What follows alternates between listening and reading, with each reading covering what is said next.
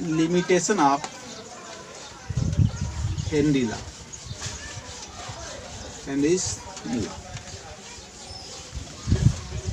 देखो Henry's law तभी valid है जब प्रेशर बहुत ज़्यादा हाई या बहुत ज़्यादा लो नहीं होना चाहिए। प्रेशर बहुत हाई नहीं होना चाहिए। प्रेशर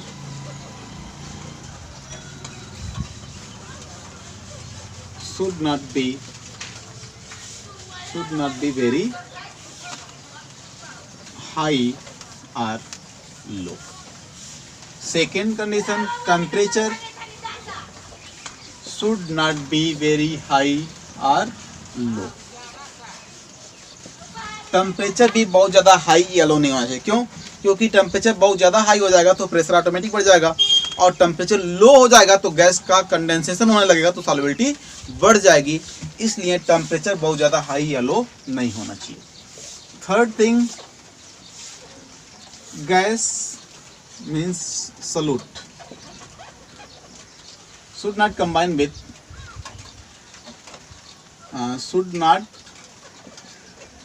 with या आप लिखो रिएक्ट विथ सॉल्वेंट। जो सॉल्वेंट है वो गैस यानी कि सॉल्यूट के साथ रिएक्ट नहीं करना चाहिए। अगर रिएक्ट करेगा तो उसकी सॉल्युबिलिटी हेनरी लॉ के प्रेडिक्टेड सॉल्युबिलिटी से अलग हो सकता है। एक और सिचुएशन यहाँ पे आता है, gas should not be associate और dissociate in the solution. Gas should not undergo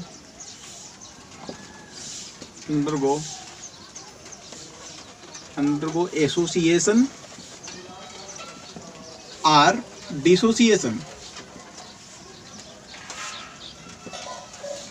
gas के पार्टिकल्स का एसोसिएशन या डिसोसिएशन नहीं होना चाहिए सॉल्यूशन में। अगर गैस के पार्टिकल सॉल्यूशन में एसोसिएट हो रहे हैं या डिसोसिएट हो रहे हैं तो फिर इस सिचुएशन में जो हेनरी लॉ से प्रेडिक्टेड कंसंट्रेशन मिलेगा वो कंसंट्रेशन रियल कंसंट्रेशन से अलग हो जाएगा। यानी कि इस कंडीशन में गैस हेनरी लॉ को ओबे नहीं करेगा। हेनरी लॉ से उस गैस की सॉल्युबिलिटी को डिस्क्राइब नहीं किया जा सकता। इसमें से किसी भी सिचुएशन में हेनरी लॉ के बेसिस पे गैस की सॉल्युबिलिटी को डिस्क्राइब नहीं किया जा सकता है। अगर हमको हेनरी लॉ के बेसिस पे गैस की सॉल्युबिलिटी को डिस्क्राइब करना है तो ये सब सिचुएशन नहीं होने चाहिए। These are limitations of Henry law. Next is uses of Henry law. Use of Henry's law. देखो हेनरी लॉ का एप्लीकेशन क्या है। तो first thing, in the packing of beverage.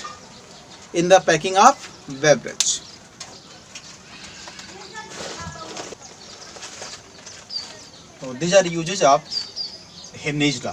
First is carbonated beverage. जितने भी कार्बोनेटेड वाटर्स होते हैं, carbonated beverage होते हैं, जैसे cold drinks, carbonated water, beers, lime water means carbonated water. तो ये जितने भी ऐसे ड्रिंक्स आते हैं मार्केट में जिसमें कार्बन डाइऑक्साइड डिजॉल्व होता है, आप जितने भी कोल्ड ड्रिंक्स पीते हो जिसमें ओपन करने पे एयर बबल्स निकलते हैं, वो सब कार्बोनेटेड वाटर होते हैं। तो इसमें क्या होता है, कार्बन डाइऑक्साइड के हाई प्रेशर पे इन सभी ड्रिंक्स की पैकिंग की जाती है, जिससे इसमें कार्बन डाइऑक्साइड का लार्ज अमाउंट डिजॉल्व होता है। और जब हम उस बॉटल को एटमॉस्फेरिक प्रेशर पे ओपन करते हैं तो चूँकि उसमें जो कार्बन डाइऑक्साइड डिजॉल्व किया गया था वो हाई प्रेशर पे डिजॉल्व किया गया था। अब हम ओपन कर रहे हैं नॉर्मल प्रेशर पे, तो जो डिजॉल्व कार्बन डाइऑक्साइड है वो बहुत तेज़ी से स्किप करता है सॉल्यूशन को, उसमें से बाहर निकलता है, तो वही एयर बबल्स दिखते हैं हमको। नेक्स्ट देखिए डीप सी डाइविंग। जो सी डाइवर्स होते हैं जब वो समुद्र में अंदर जाते हैं, सी में बिल्कुल बेसमेंट में जाते हैं, बॉटम में जाते हैं, तो बॉटम में वाटर का प्रेशर बहुत ज़्यादा होता है क्योंकि वाटर का एक बहुत हाई डेप्थ हो जाता है वहाँ पे उनके ऊपर, और इसकी वजह से वहाँ पे प्रेशर बढ़ जाता है। तो जो ऑक्सीजन सिलेंडर वो साथ में लेके जाते हैं, अगर उस ऑक्सीजन सिलेंडर में प्योर ऑक्सीजन या एयर भरा हो तो उनके ब्लड में ऑक्सीजन या एयर होगा तो ऑक्सीजन एंड नाइट्रोजन की सॉल्युबिलिटी बहुत बढ़ जाएगी।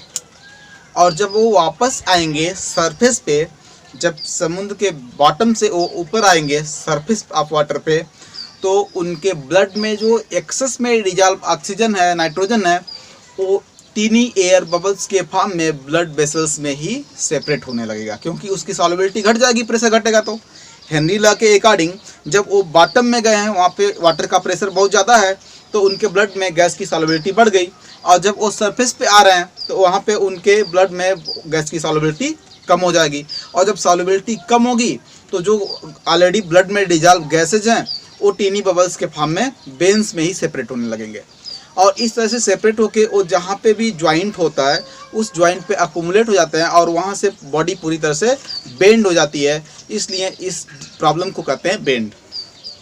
इस प्रॉब्लम को बेंड कहा जाता है, और बेंड से बचने के लिए जो सी डाइवर्स होते हैं उनको जो ऑक्सीजन सिलेंडर दी जाती है उसमें इनर्ट गैस मिक्स कर दिया जाता है, एयर फिल किया जाता है उसमें, और एयर में इनर्ट गैस मिक्स किया जाता है, जिससे नाइट्रोजन और ऑक्सीजन का परसेंटेज कम हो जाता है, और इनका परसेंटेज कम होने से इनका मोल फ्रैक्शन घट जाएगा, और मोल फ्रैक्शन घटेगा तो पार्शियल प्रेशर घट जाएगा, पार्शियल प्रेशर घटने से इनकी सॉल्युबिलिटी कम हो जाती है, तो इसके जगह हीलियम भर दिया जाता है। हीलियम की सॉल्युबिलिटी बहुत कम होती है ब्लड में, इसलिए हीलियम भरा जाता है। जब वो डीप सी डाइविंग पे जाते हैं तो हीलियम का पार्शियल प्रेशर हाई होने पे भी इसकी सॉल्युबिलिटी कम होती है, क्योंकि ये वाटर में सॉल्युबल नहीं है, ब्लड में भी सॉल्युबल नहीं है, और नाइट्रोजन की पार्शियल प्रेशर घट जाती है क्योंकि उसमें हीलियम मिला दिया गया। तो इसके वजह से जब वो सरफेस पे आते हैं अगेन, तो उनके ब्लड में जो डिजॉल्व नाइट्रोजन और डिजॉल्व ऑक्सीजन है वो टीनी बबल्स के फॉर्म में सेपरेट नहीं होता है, क्योंकि उनकी सॉल्युबिलिटी उतना ज़्यादा इंक्रीज नहीं हो रही है, पार्शियल प्रेशर उनका उतना ज़्यादा नहीं बढ़ पा रहा है, क्योंकि उनका फ्रैक्शन घट गया। तो इस तरह से हेनरीज लॉ के बेसिस पे हम बेंड को भी सॉर्ट आउट करते हैं। Bend is a problem arises during deep sea diving. High altitude sickness, देखो जो माउंटेनियर्स होते हैं जब माउंटेन पे हाई एल्टीट्यूड पे जाते हैं तो वहाँ पे एटमॉस्फेयर में ऑक्सीजन की पार्शियल प्रेशर कम हो जाती है।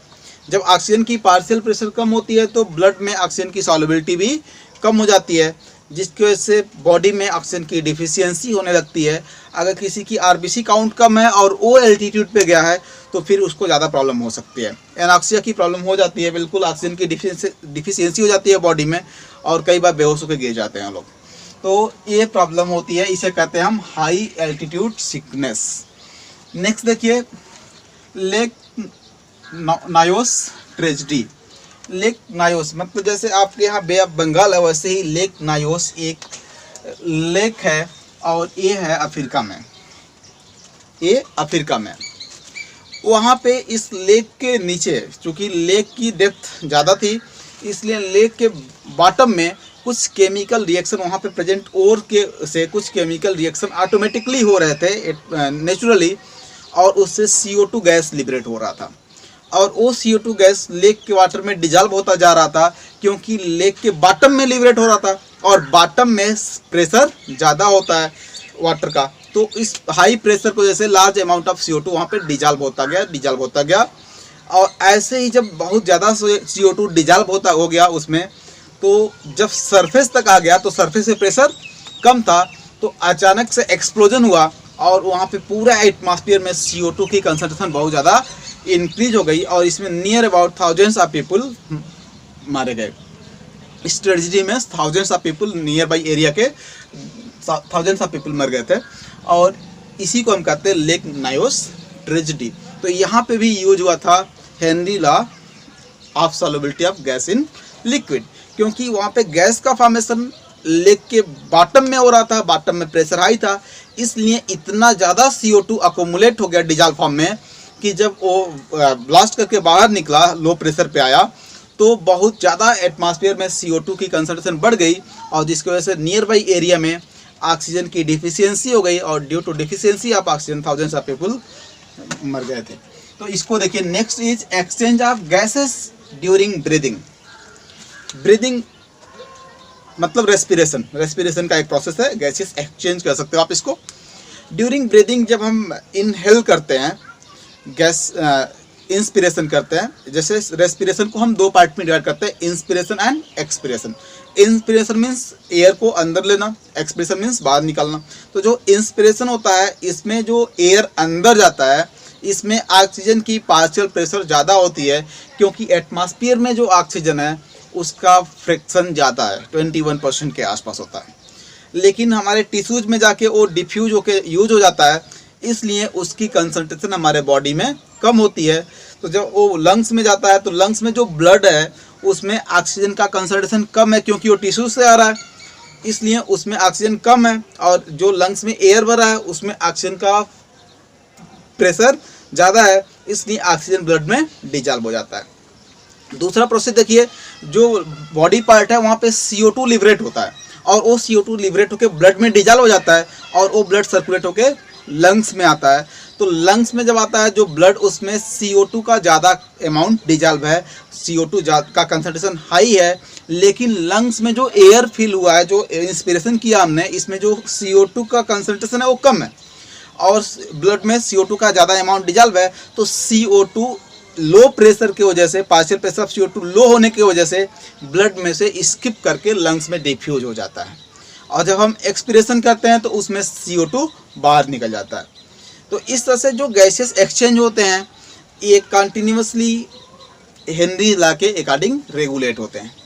तो हेनरी लॉ रेगुलेट करता है gaseous exchange during breathing also.